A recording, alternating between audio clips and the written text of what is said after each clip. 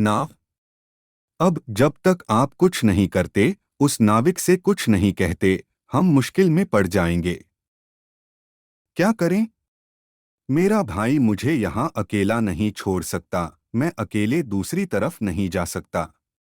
दोनों तरफ जंगली जंगल और जंगल हैं, और कम से कम 24 घंटे मुझे अकेले इंतजार करना होगा। मैं साईं बाबा से कभी नहीं मिला, लेकिन एक तरह से मैं उनसे मिला था। मैं 5 महीने का था। उन्होंने बस मेरी माँ के पेट को छुआ। मेरी माँ ने कहा, तुम क्या कर रहे हो? उन्होंने कहा, मैं तुम्हारे बच्चे के पैर छू रहा हूँ। नाविक ने यह देखा और कहा, बाबा, आप क्या कर रहे हैं? आपने कभी किसी के पैर नहीं छुए। और बाबा ने कहा, यह कोई नहीं है, और तुम मूर्ख हो, तुम्हें उन्हें दूसरी तरफ ले जाना चाहिए। चिंता मत करो। इस गर्भ में जो आत्मा है, वह हजारों लोगों को बचा सकती है, इसलिए अपने 60 लोगों की चिंता मत करो, उसे ले जाओ। तो मेरी माँ कह रही थीं, उस समय मुझे एहसास हुआ कि मैं किसी खास को गर्भ में रख रही हूँ। मैंने कहा, जहाँ तक मैं समझता हूँ, साईं बाबा एक बुद्धिमान व्यक्ति थे, उन्होंने सच में नाविक को बेवकूफ बना दिया। कोई चमत्कार नहीं है, कुछ भी नहीं है। और नावें सिर्फ इसलिए नहीं डूबती कि कोई अपनी बहन के बेटे के साथ यात्रा कर रहा है। इस विचार में कोई समझदारी नहीं है, यह बस बेतुका है। शायद कभी गलती से ऐसा हुआ होगा, और फिर यह एक रोज का आइडिया बन गया। मेरी समझ से ऐसा इसलिए है क्योंकि कृष्ण की जिंदगी में उनकी माँ के भाई को ज्योतिषियों ने बताया था कि तुम्हारी बहन का कोई बच्चा तुम्हें मार डालेगा, इसलिए उन्होंने अपनी बहन और अपने जीजा को जेल में डाल दिया। उसने 7 बच्चों को जन्म दिया, 7 लड़कों को, और उसने उन सभी को मार डाला। 8वां कृष्ण था, और जाहिर है जब खुद भगवान का जन्म हुआ तो जेल के ताले खुल गए और पहरेदार गहरी नींद में सो गए, और कृष्ण के पिता उसे बाहर ले गए। यमुना नदी कंस के राज्य की सीमा थी।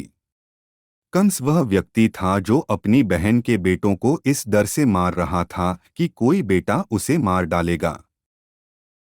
यमुना में बाढ़ आई हुई थी, और यह भारत की सबसे बड़ी नदियों में से एक है। कृष्ण के पिता बहुत डरे हुए थे, लेकिन किसी तरह बच्चे को दूसरी तरफ एक दोस्त के घर ले जाना था जिसकी पत्नी ने एक लड़की को जन्म दिया था ताकि वह उन्हें बदल सके। वह लड़की को अपने साथ वापस ला सकता था क्योंकि अगली सुबह कंस वहां होगा। पूछ रहा था, बच्चा कहाँ है, और उसे मारने का प्लान बना रहा था। वह लड़की को नहीं मारेगा, लड़का ही होना था। लेकिन यह नदी कैसे पार करें? रात में नाव नहीं थी, लेकिन इसे पार करना ही था। लेकिन जब भगवान बिना चाबी के, बिना किसी के खोले ताले खोल सकते हैं, वे बस खुल गए, दरवाजे खुल गए, पहरेदार सो गए, भगवान कुछ तो करेंगे। तो उसने बच्चे को अपने सिर पर बाल्टी में रखा और नदी से गुजर गया, कुछ वैसा ही जैसा मूसा के साथ हुआ था जब समुद्र 2 हिस्सों में बंटा था। इस बार यह भारतीय तरीके से हुआ। यह मूसा के साथ नहीं हो सकता था क्योंकि वह समुद्र भारतीय नहीं था, लेकिन यह नदी थी। जैसे ही वह नदी में घुसा, नदी और ऊपर उठने लगी। वह बहुत डर गया, क्या हो रहा है? वह उम्मीद कर रहा था कि नदी कम हो जाएगी, लेकिन यह बढ़ने लगी। यह उस पॉइंट तक गई जहां इसने कृष्ण के पैर छुए, फिर यह पीछे हट गई।